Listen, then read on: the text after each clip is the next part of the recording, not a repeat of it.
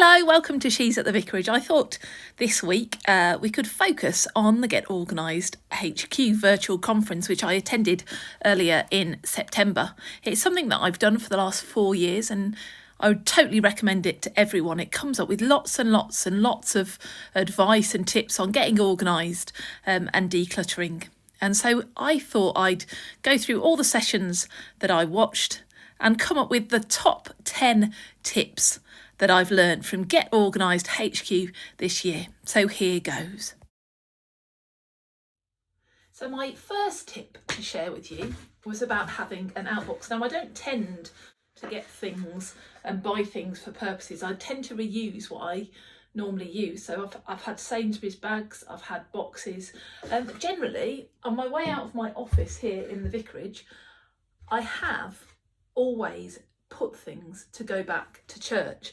And when I say things, there's lots of random things. So there's files and paperwork that need to go back. I end up with random boxes that need to go back, envelopes need to go back, knives, mugs. You'll have seen me before recycling mugs. Lots of things need to go back to church.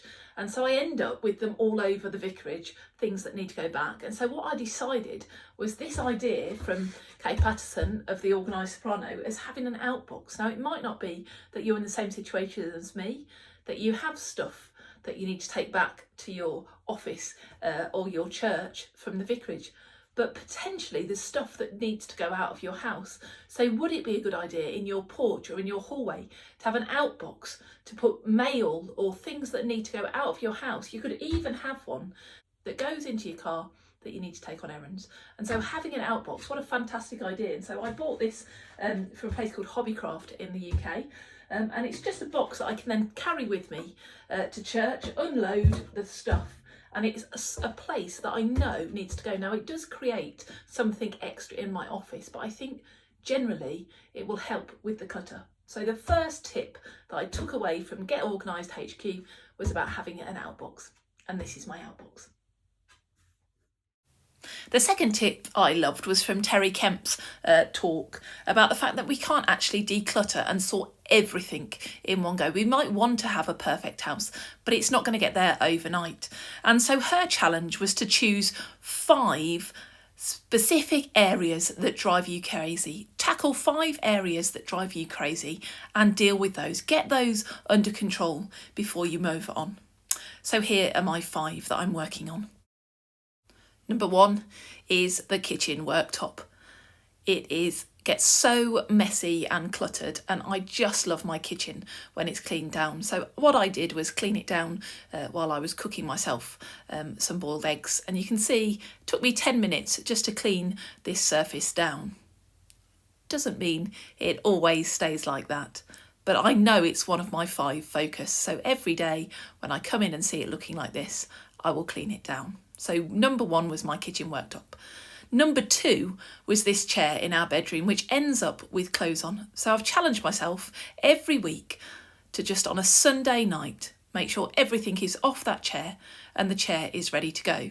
What it does motivate me to do on a Monday when I get in and just want to throw my clothes off is actually to hang them away.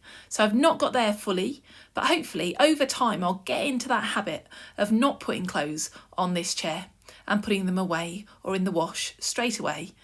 And then I'll have a clean chair in my bedroom to actually sit on and not just hold clothes.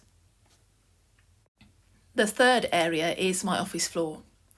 And it takes a while to get there. I'm not there yet. But this is just 10 minutes of working on my office floor, and slowly I will get rid of the clutter and the floor will remain as floor. What I loved was Lisa Trigstead talked about actually when you want to organise your office, taking and committing a Saturday afternoon to do it. So not just thinking it'll be done overnight, but actually committing some time weekly to get on top of it. And so that's what I'm doing on my office floor, which was my 3rd area that drove me crazy. The 4th area that drives me majorly crazy is this hallway and the amount of shoes that are dumped in our hallway. And so I'm going to challenge myself in 5 minutes every day to just get these shoes cleared up. We have a cloakroom, we have a porch with a shoe holder. There's no reason for this to be the place that stores the shoes. So here goes, 5 minutes.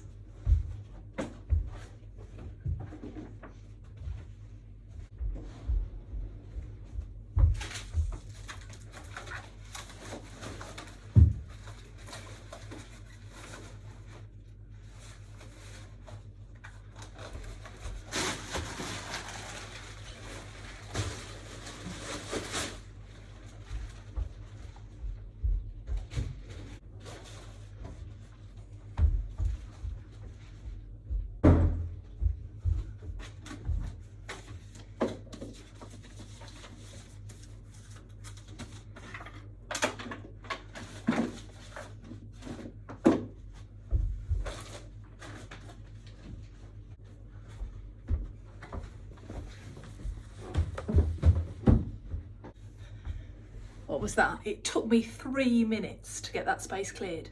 Now that's not going to be cleared forever, but to tell myself 3 minutes and I can have one less crazy space, it's worth doing it every day. I'm a bit out of breath. I can't believe how unfit I am. Okay, so that's my crazy number 4. Lastly, crazy space number 5 would be if I could sit at this desk and it be totally clear when I come in. Lisa Trigstead also suggested we should put our desk to bed at night, spend the last 15 minutes of the day putting the desk to bed at night. My desk is a bit beyond being put to bed. It needs a bit more work. But what I've been doing to get this crazy space under control is the next top tip I have. My third takeaway from Get Organised HQ was about paper clutter.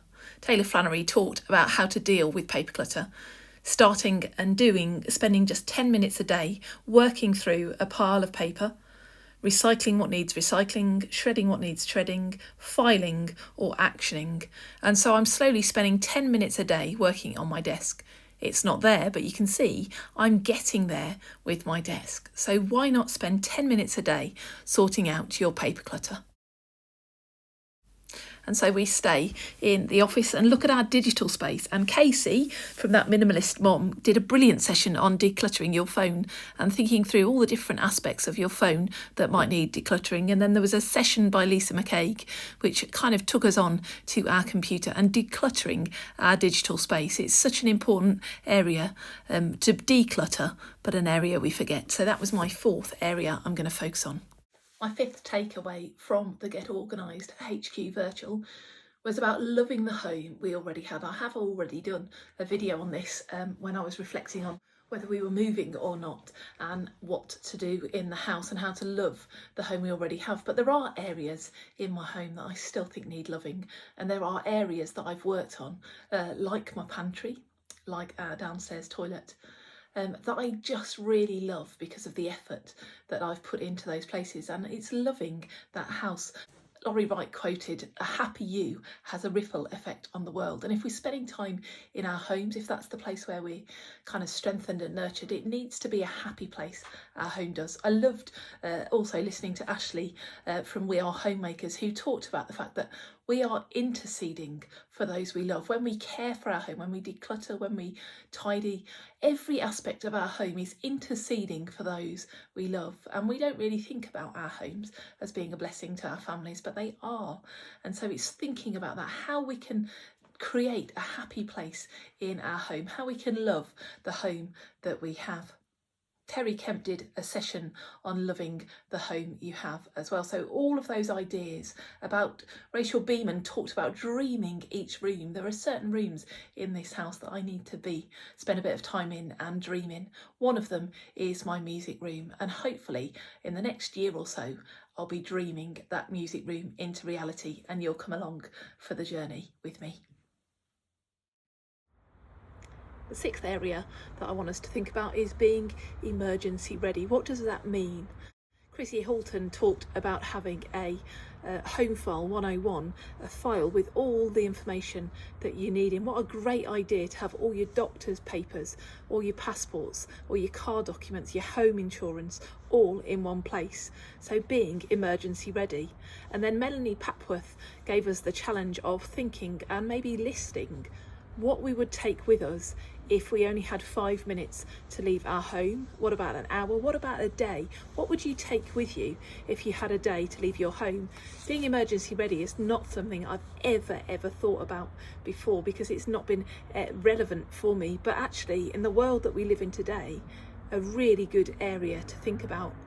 Are we emergency ready? What would you take with you if you had 5 minutes? Now, I'm in a very stable country here in the UK, but actually I visited a member of my congregation the other day, and she was telling me about the home over the road from her, where they'd suddenly been working on a craft project, and the house had suddenly, the carpet and then the house had suddenly set on fire, and they had moments to leave their house. What would you take with you if your house suddenly went on fire? Are you able to quickly grab the documents that you need? So area 6, being emergency ready. The 7th best tip I can probably sum up as self-care. There were so many brilliant sessions on styling your clothes, on taking care of yourself. Goes back again probably to that quote by Laurie Wright, a happy you has a ripple effect on the world. So taking that time for yourself as well, dreaming those dreams for yourself. Where do you want to be in a year's time? What do you need to do to get there? Take care of yourself in the little ways and the much bigger ways too. You would not believe how many different organising books and things I collect. I am probably obsessed with organising my week, but actually it's getting the right way of doing it. And what I found a few years ago was the best way to organise my week was to take some time at the beginning of the week and plan. Kaylin Brooks' session, she says that a weekly planning routine helps you approach each week with purpose. I totally agree with her. So it's about committing to spending that time doing a weekly planning routine, auditing what tasks haven't been done, adding reoccurring tasks into the diary, because obviously I've just shown you my paper organisation. There's also electronic organisation like Todoist that I use. Looking at what's coming up, looking at projects and goals and tasks, and thinking about all the different areas in my life that I need to organise. The best way to be organised and move forward in your week with purpose is by taking that time at the beginning of each week to plan the week ahead. And then moving on from that weekly planning routine where you put down everything that you need to do, it's a really good idea to then just have one thing that you are going to get done. It's so motivational to have completed tasks. And so each day and each week, think of the one thing rather than everything has to be done. What's the one thing you're going to do today? And one thing, add one thing, add one thing means that you slowly progress. So good luck with the one thing as well. She quoted the book by Gary Keller, The One Thing. So one of the things I'm going to do is actually read that book, The One Thing. And then lastly, it's just focusing outwards. I'm very good at planning my work week ahead, but being aware that there's other must-have routines that come into our lives. And so Ashley Brown came up with this 5 must-have routines to save time and energy, looking at cleaning, cooking, children, self-care and planning. So actually being holistic about your planning and not just focusing on one area. So there you have it, my 10 top tips from Get Organised HQ. Hopefully you've realised how much I love taking part in it. I'm sure there'll be one next September, so I encourage you to look out and join along as well. And hopefully some of the challenges that I have picked up and the tips I've picked up will help you too. So enjoy, take care, God bless, and see you soon.